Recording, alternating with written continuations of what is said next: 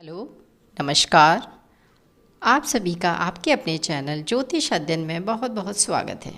आज का हमारा टॉपिक है केतु और पूर्व जन्म, पिछले जीवन के अधूरे कर्म जो आप पिछले जन्म से लेकर आए हैं वो हम केतु से देखते हैं। केतु जो है आपके अधूरी इच्छा है। केतु कि जो आपके जो इच्छाएं हैं जो आप पिछले जन्म से लेकर आए हैं, वो कुछ इच्छाएं आपके अंदर इनबिल्ट आती हैं जब आप इस दुनिया में आते हैं।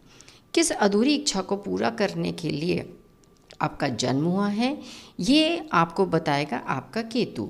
केतु की आपकी कुंडली में स्थिति, वो कहाँ पर बैठा है, किस राशि में, किस भाव में।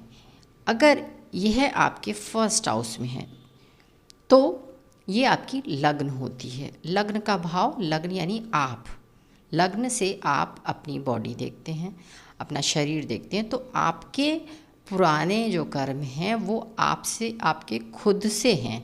आपको अपना आत्मनिरीक्षण करना है इस जन्म में। इस तरह से आप इसको देख सकते हैं।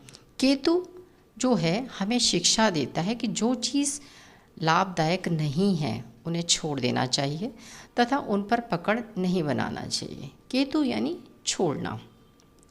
तो सेकंड हाउस, फर्स्ट हाउस आपका ये बताता है, फिर हम कहते हैं सेकंड हाउस जो परिवार की धन इच्छाओं को पूरा नहीं किया, इस जन्म में आप उन्हीं के पीछे या उन्हीं से रिलेटेड कर्म करेंगे। आपका कर्म उन्हीं से रिलेटेड हो सकता है। सेकंड हाउस हमारी भौतिक संपदा से अलगाव भी होता है। जो भी हमारी संपत्ति है उस संपत्ति से, या जो हमारे बड़े लोगों की जो आपने आपको दी है उस संपत्ति से भी कुछ अलगाव दे सकता है यहाँ का केतु। थर्ड हाउस में, तृतीय भाव में अगर केतु है तो आप अपने साहसिक कर्मों को छोड़ कर आए हैं।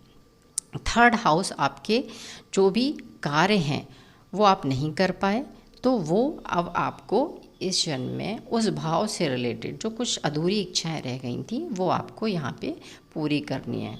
तो फोर्थ हाउस नेक्स्ट, वो है आपका माता का, आपकी मातृभूमि का, आपका घर का, ये सारी चीज़ें फोर्थ हाउस से मिलती हैं। इन सुखों में जो आपको पुराने आपके पिछले जन्म में सुखों की में जो कमी हुई है, जो आपको नहीं मिल पाए, वो इस जन्म में आपको उसी से कनेक्ट करेगा और आप उसी के आगे पीछे या उससे रिलेटेड चीज़ों के प्रति आपकी इच्छाएं होंगी। आप वो चाहेंगे कि आप वो उनको पूरी कर पाएँ इस जन्म में। फिफ्थ हाउस, पूर्व जन्म में आप अपनी संतान को लेकर कुछ चिंता में हो सकते हैं, या फिर अपना कोई अंतर्ज्ञान, केतु हमारा आंतरिक ज्ञान भी होता है, उससे रिलेटेड आप कुछ पेंडिंग छोड़ कर आए हैं। तो इस जन्म में वो आपको करना है। रचनात्मकता, कोई क्रिएटिविटी, कोई आकर्षण वो हो सकता है।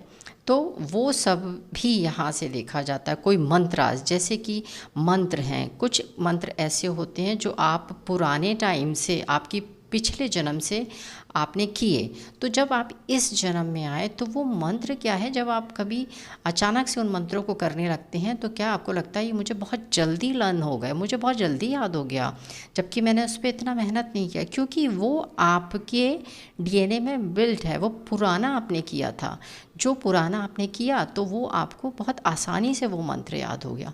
तो ये वो कर्मा इस जन्म में आप पूरा कर सकते हैं, या आपका आकर्षण उस भाव से रिलेटेड, उस चीज़ से रिलेटेड हो सकता है। फिर आपका सिक्स हाउस, किसी ऋण रोग से बंधे हो सकते हैं, तो आप इस जन्म में आप उससे मुक्ति के लिए आए हैं। उसमें आपको मुक्ति के लिए आप एफर्ट्स कर सकते हैं, अपना प्रयास कर सकते हैं। आप श्रेष्ठ गुणों वाले हो सकते हैं। सिक्स हाउस केतु के लिए कहा गया है। आपकी जो फल दीपिका एक क्लासिक बुक है उसमें ऐसा लिखा हुआ है कि अगर सिक्स हाउस में है तो आप बहुत श्रेष्ठ गुणों वाले होते हैं, शत्रु का विनाश करने वाले होते हैं, जो कि आप पहले से पिछले जन्म में नहीं कर पाए, तो आप वो इच्छा लेकर आते हैं। सेवेंथ हाउस हमारा पुरुषार्थ है। तो क्या होता है, सेवेंथ हाउस से रिलेटेड यानी आपका आपका जया भाव कह सकते हैं, आपका लाइफ पार्टनर, आपका स्पाउस का भाव होता है। तो यहाँ पे आपको पुरुषार्थ विहीन होते हैं आपको वो यहाँ पर करना है, आपको उसके ऊपर काम करना है, और वो जो आप पिछले जीवन में अधूरे कर्म छोड़कर आए हैं वो आपको यहाँ पे पूरे करने हैं।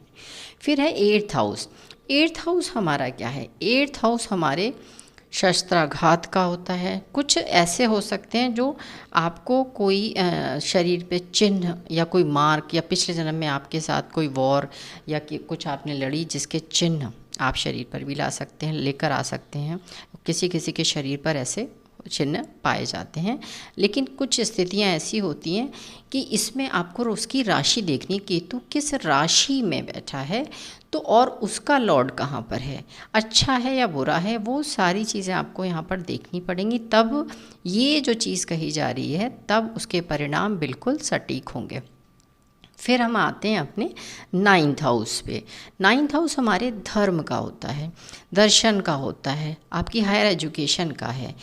तो गहरी आपकी कोई इंटरेस्ट हो सकता है। आप ये सारी चीज़ें जो हैं, केतु अगर यहाँ पे बैठता है तो आपको सत्य की बहुत खोजी बना देता है। आप सत्य के पीछे उसकी खोज में चीज़ों को लेके, जैसे 8th हाउस हमारी रिसर्च का होता है, तो 8th हाउस में भी अगर है तो वहाँ पे क्या था, आप रिसर्च में खासकर ऑकल्ट से रिलेटेड कोई भी कार्य आप कर सकते हैं। आप बहुत गहराई में जाके, आपका ये पाताल का हाउस कहलाता है, तो वहाँ उस गहराई में जाके भी आप काम कर सकते हैं। सेम इसी तरह से 9th हाउस में आप सत्य की खोज में भी जा सकते हैं, आपका इंटरेस्ट उसमें हो सकता है जो आपने पुराना पिछले जन्म में नहीं किया हुआ है। 10th हाउस, 10th हाउस आपका जो है कर्म भाव होता है। जब आपका केतु यहाँ बैठता है तो आपको बहुत अच्छा, एक अत्यंत तेजस्वी और शौर्य के लिए विख्यात व्यक्ति बना देता है। लेकिन इस हाउस से रिलेटेड कुछ ऐसे परिणाम भी देखे जाते हैं कि केतु यहाँ पे बैठता है तो जब उसकी दशा अगर आ जाती है तो उस दशा में वो जिस भी चीज़ को लेकर या जो भी उसका व्यवसाय है, जिससे भी वो कनेक्ट था, उस कनेक्शन को वो कट करके, यानी वो चीज़ ख़त्म करके वो दोबारा से नई शुरुआत, दूसरी चीज़ एकदम से करना शुरू कर देता है। यानी उसका इंटरेस्ट जो होता है, जिस भी चीज़ में उसका काम चल रहा था तो वो एकदम से वो क्विट करके दूसरी चीज़ में चला जाता है। आदमी अपना व्यवसाय तक भी बदल लेता है, केतु की दशा अगर आती है। 10th हाउस के लिए खासकर कहा गया है। लेकिन व्यक्ति जो होता है 10th हाउस का केतु आपको स्पिरिचुअल उसमें एस्ट्रोलॉजी में भी ले जा सकता है, आप उसी में जा सकते हैं। और 11th हाउस आपका जो है फुलफिलमेंट ऑफ द डिज़ायर्स होती हैं, आप अपनी इच्छाओं की पूर्ति का भाव है यहाँ पे जब केतु बैठते हैं तो धन का संचय जो है आप क्या करते हैं, आपके फ्रेंड्स पे, आपका जो भी एक धन संचय भाव है ये, तो यहाँ पे आप क्या करते हैं, हर अच्छी चीज़ों को इकट्ठा करने का शौक़ भी होता है कुछ लोगों को, कि कुछ अच्छी अच्छी चीज़ों को, ब्यूटीफुल चीज़ों को कलेक्शन करने का शौक़ होता है अगर केतु यहाँ बैठा है। और खासकर कहा जाता है जो नॉर्मल पर्सन को अच्छी ना लगे, कुछ इस तरह की चीज़ को, कुछ डिफरेंट चीज़ केतु पसंद करता है। तो यहाँ ये जो स्थिति है केतु की, वो सारी केतु जो है पिछले जीवन से ही वो उस चीज़ से कनेक्ट होता है। और एक चीज़ और कि केतु को ज्योतिष में झंडा भी कहा गया है। केतु जब दशा आती है तो वो आपको जिस तरह से फ्लैग यानी आपको फेमस बनाता है, केतु एक झंडा है, तो इस तरह से आपको ऊंचाइयों तक आपको एक अच्छी ऊंचाई पे ले जाने का भी काम करता है अगर केतु आपकी कुंडली में अच्छा है। तो केतु की दशा में लोगों को कहा गया है कि वो बहुत सेपरेट हो जाते हैं, उनको अकेलापन बहुत अच्छा लगता है केतु वाले लोग, क्योंकि केतु के सर नहीं है। केतु एक ऐसा प्लैनेट है उसके सर नहीं है, तो वो क्या है, उसका दिमाग है, वो अपने में रहना पसंद करता है, उसकी केवल बॉडी है, तो वो बॉडी है इस तरह से, तो उसको कुछ चीज़ें जो है लोग नहीं पसंद होते हैं। ऐसा अकेले में रहने वाला, रिसर्च करने वाला, अपने में लगा रहना, अंतर्मुखी टाइप का व्यक्ति हो सकता है। तो आई थिंक केतु के बारे में आपको बहुत सारी चीज़ें बहुत अच्छे से समझ आई हुई होंगी। आई होप आपको ये केतु का टॉपिक बहुत पसंद आया हो। तो अगर आपको बहुत अच्छा लगा हो तो प्लीज़ इसे लाइक करें और सब्सक्राइब करें। Thank you so much.